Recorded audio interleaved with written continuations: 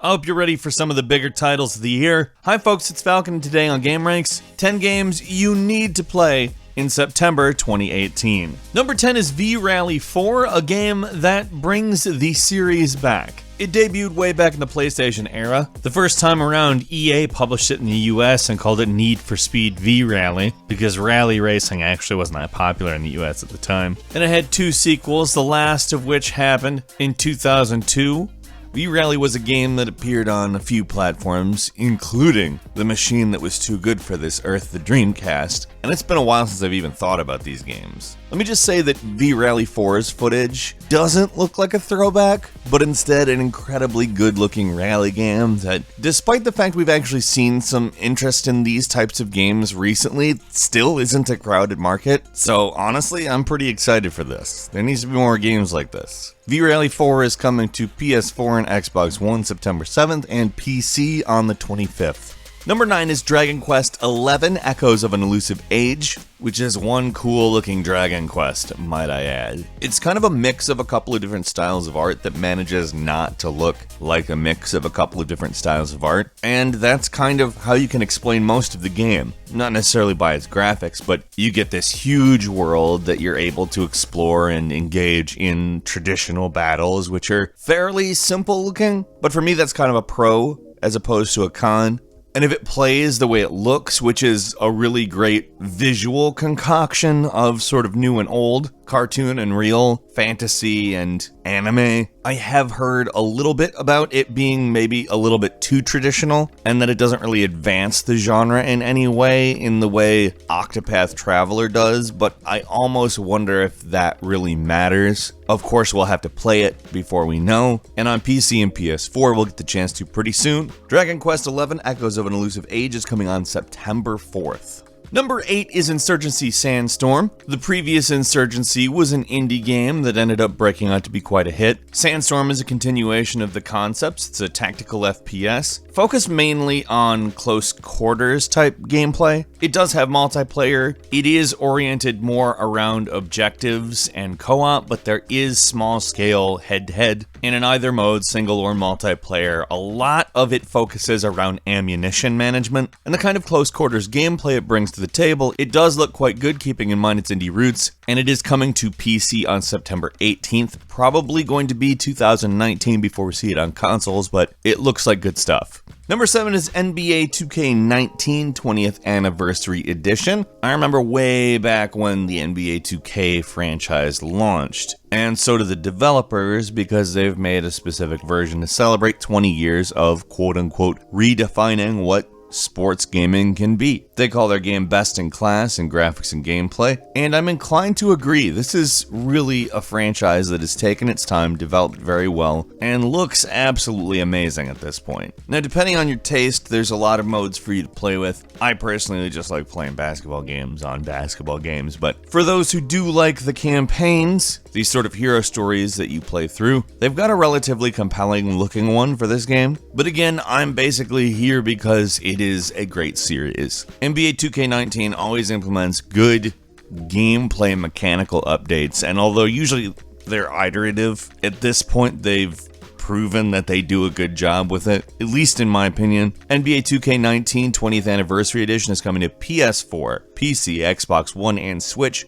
on September 7th. Number 6 is Valkyria Chronicles 4, which I'm just going to go ahead and say it's good they're back to the actual strategy-oriented gameplay of the mainline Valkyria Chronicles games. And they're apparently going for a much more quote-unquote real feeling with the characters. I don't know exactly what that means yet, but I mean, if they're paying any attention to like how to do characters at all, it means they've learned a lesson from Valkyria Revolution, so I'm looking forward to this. I'm really excited they've gone back to their strategy roots, and I'll be picking it up when it comes to PC, PS4, Xbox One, and Switch on September 25th. Number 5, NHL 19 is going to hit this month, and a lot has been done to the skating physics. This is the main thing I've seen anybody commenting on the games brought up. NHL isn't a series that has been, well, particularly innovative for quite a while, so any changes in it are kind of big, and they are adding this mode that's kind of a lifestyle multiplayer free-for-all mode. It may be really cool, but it may be really, well, I've seen the word lifestyle used to describe it a lot, and I'm not so sure how that fits in with a hockey video game, but we'll see. I'm just kind of more interested just to find how the skating has changed and see all of the updates to that. It does look amazing. NHL 19 is coming to PS4 and Xbox One September 14th. Number 4 is Life is Strange 2 Episode 1. If you know my opinion on Life is Strange, I have a fairly positive one. Life is Strange was really interesting. It was about apocalyptic phenomena, it was about traveling through time, and it was also about the teenage experience. And the setup is that something supernatural ends up killing a cop, and a pair of young brothers, one 9, one 16, end up on a bit of a road trip starting in Seattle. The first episode is, of course, called Seattle, and it's hitting on September 27th on Windows, PlayStation 4, and Xbox One. Number 3 is FIFA 19, which I just want to give you a heads up does have a demo hitting on the 13th. So if you're interested in checking out a lot of the changes for yourself, that is an option, and I will be taking them up on that. Now, apparently a lot of the aesthetic changes, specifically cinematics for teams,